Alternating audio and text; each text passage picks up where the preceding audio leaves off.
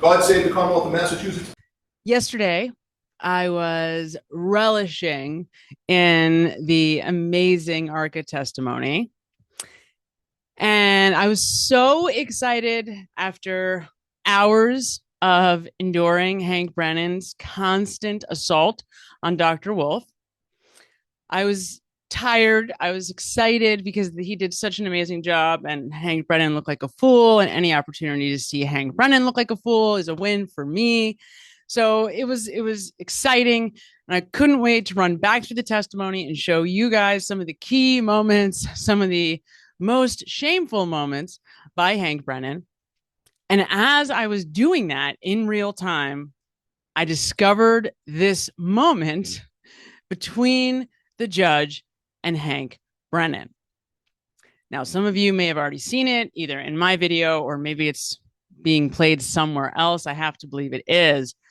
But later in the evening, I showed this to my sister because I thought, all right, maybe I'm overreacting. Maybe it wasn't as big of a deal, even though my freaking heart dropped into my stomach when I saw it and I felt like I was going to cry. I was like, what is going on here? This does not seem good. She had the same reaction. Well, here's what she did. I routinely do when I work with attorneys. Okay, I prepare this on my own. Oh my God! See? Prepare for trial. You see it? Watch again. What would be the best questions and answers for him to ask you? I thought I would put out this short so that we can just spread this word. Let's just get this out. I don't know what happened yesterday, but maybe one of you can tell me, maybe I missed something. Maybe it's totally normal for the prosecution, for the prosecuting attorney to give weird inside looks and strange head nods to the judge. Maybe I'm overreacting. I'm sensitive. I don't know. As a psychologist, like I said, sometimes I'm overly attuned to people and what they are doing and how they are being. So maybe this is on me. You tell me. So the way that I'm going to do this, I'm going to show you just a clip of the testimony of Dan Wolf by Hank Brennan so that you can see the line of questioning and get a good feel for how the entire onslaught, I don't know how long it went on for, at least an hour.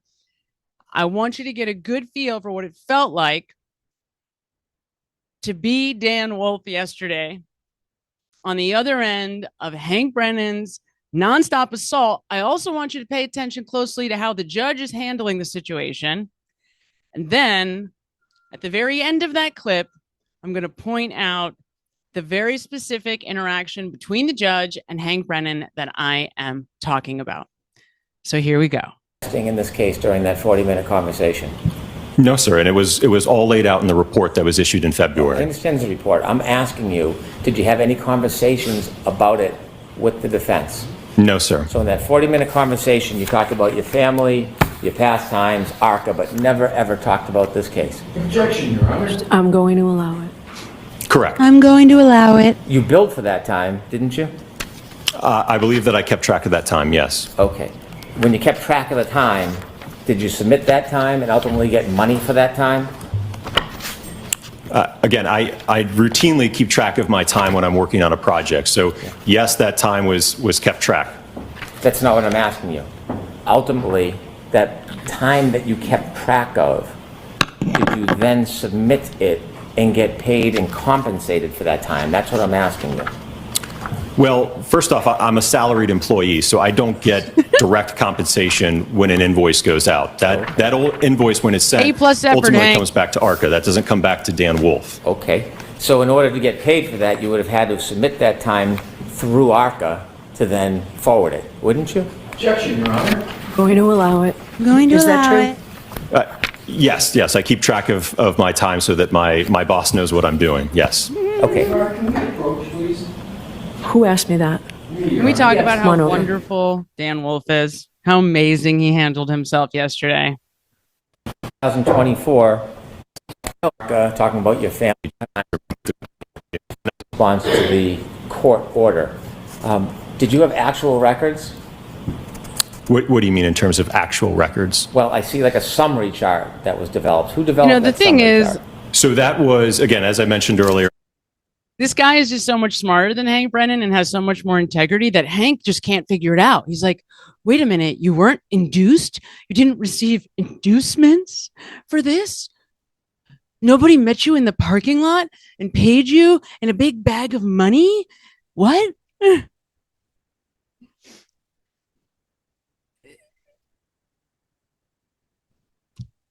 right, I'm just gonna, okay. All right, here's the moment that I want you to see. Let me just set it up for you so you have an understanding of what's happening here. Hank Brennan spends the first 40 minutes of this testimony trying to get Dan Wolf to admit that he's been talking to the defense about the case, about what he was going to testify to. And routinely, repeatedly, over and over and over, Dan Wolf, without flinching, is adamant that he had already made his report.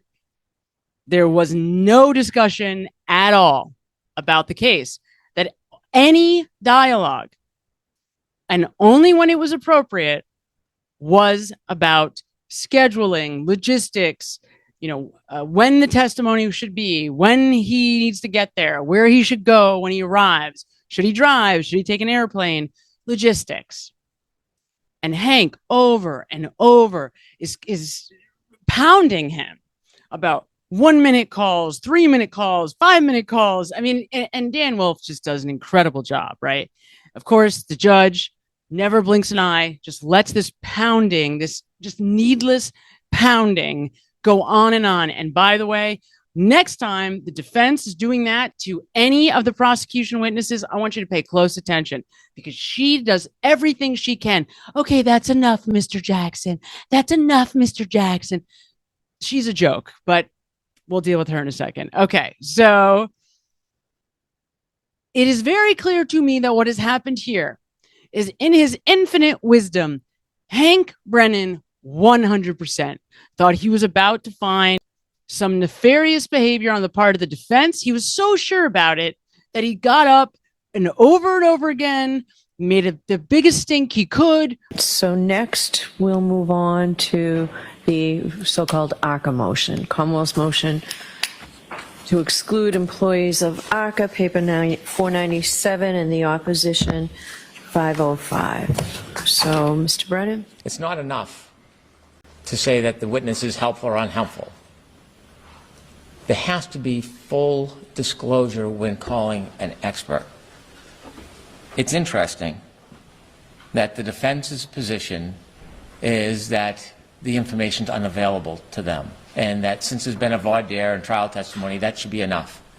Well, what the government worries about is that there is other things that are relevant, like compensation, promise, reward, inducement, whether there's collaboration between one side or the other and that expert witness that they don't know about and can't ask about, that there's some type of bias or favoritism that the expert might have towards one side for whatever reason. You've got to get them in here. You've got to demand all of their records because you're going to find nefarious interactions. All right. And this is the moment where Hank thinks he's got him by the you-know-whats. He thinks he's caught Dan in a lie, and he is about to shove it in his face. That's where we're at right now.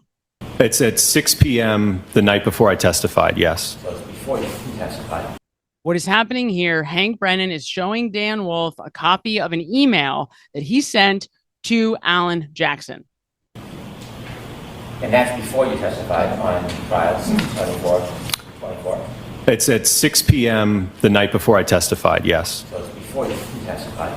Yes. Okay. Let me show you this document. Do you recognize that one? Yes. What's that? That is the attachment to the email. Okay. You recognize reading that? Yes. Do you recognize discussing the case before you testified on June 24, 2024? I never discussed this with him. This is something that I sent to him, that I did on my own, and that I sent to him. But he never asked this of me, and we never discussed it. So you sent him what you thought would be the best questions and answers for him to ask you when you testified?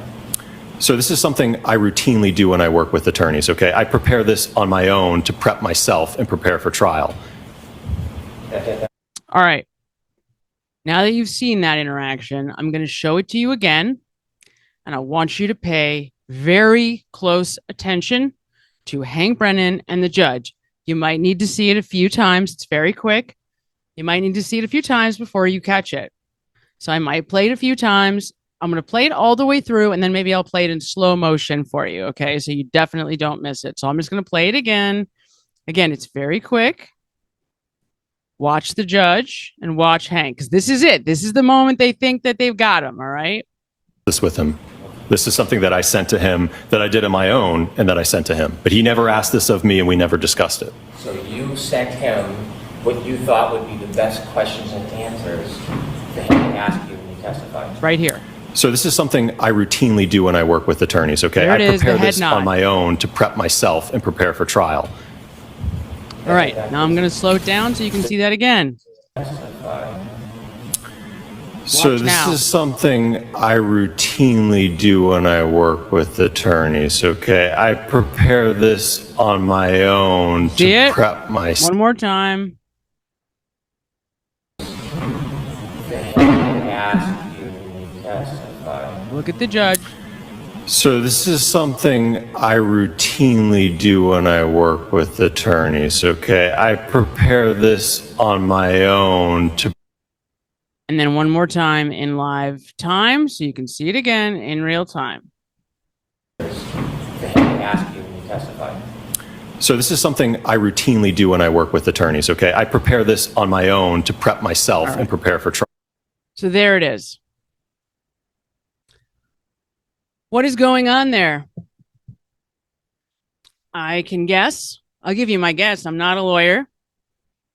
I don't know how communication routinely goes between the judge and the prosecution and the judge and the defense.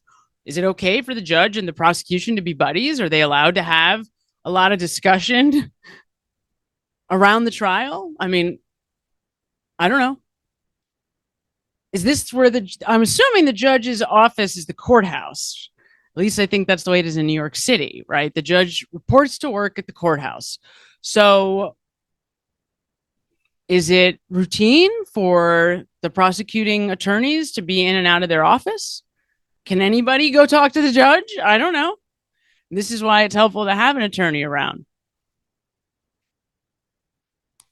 But I can tell you what I think just happened there.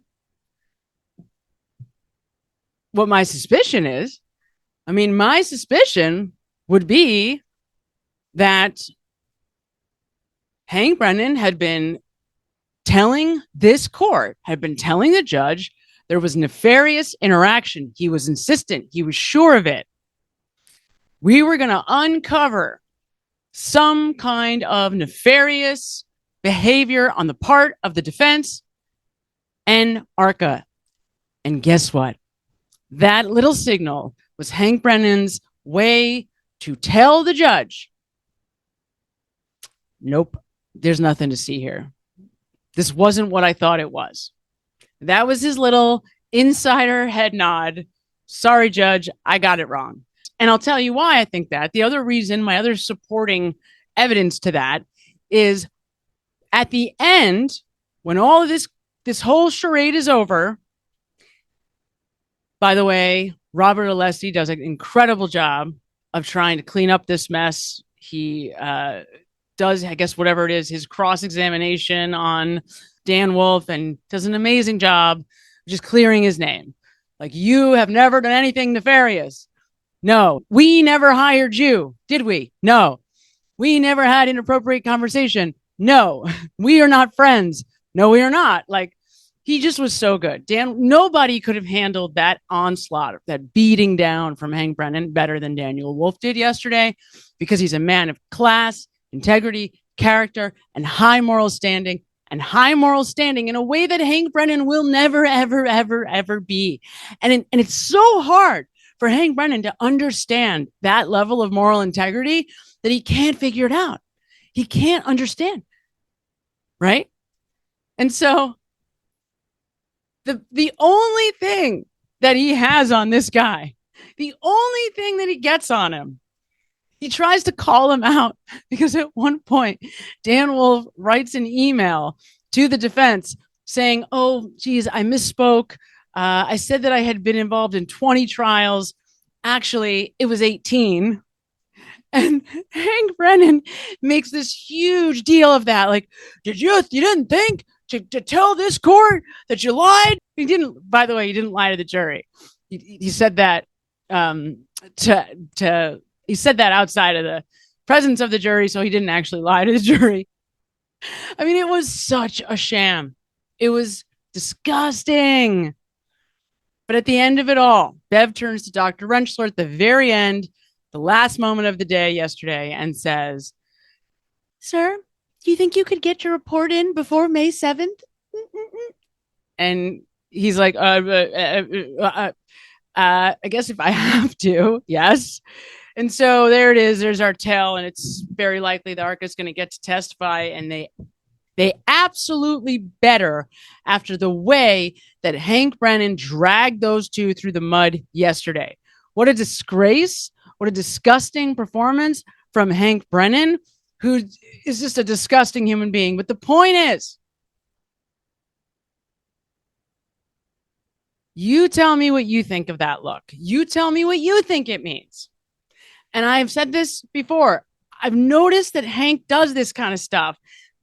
I don't remember where I saw it or when, but in watching the body language of Hank Brennan, he's done this before. He's not subtle.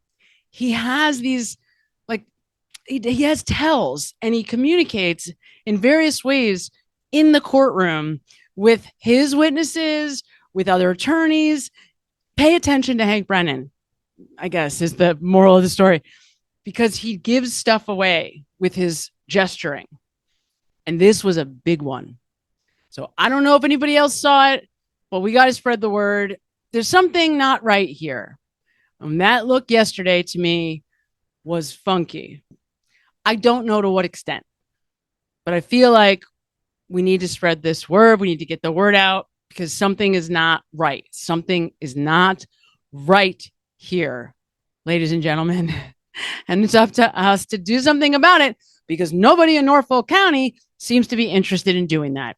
God forbid Michael Morrissey, the elected district attorney, do something. God forbid. You know, and it's funny because at this point, if he just said, that's it, we're done, we fold, this is a sham, we're wrong, clearly ARCCA is of the utmost moral character, and there was no car accident here, clearly. Oh, and by the way, the feds, the FBI at Quantico have verified that the house long to die in the cold Google search happened at 2:27 a.m. So the feds obviously know that Karen didn't do it. Do they have enough evidence to indict who did? Obviously not. Do I want more than anything to get my hands on those records? Man, and I'll tell you who I've been more interested in lately. I want to know, where was Kevin Albert? Where was Kevin Albert on the early morning hours of January 29th, 2022? Because he's got a Ford Edge, apparently. And I can't imagine that Brian Albert is going to have Colin Albert come back to that house. No chance. So someone had a Ford Edge. And if Lucky's saying it wasn't it wasn't Brian Albert's Ford Edge, then whose was it? All right, let's spread the word. Something isn't right here, and nobody else is doing anything about it. God save the Commonwealth of Massachusetts.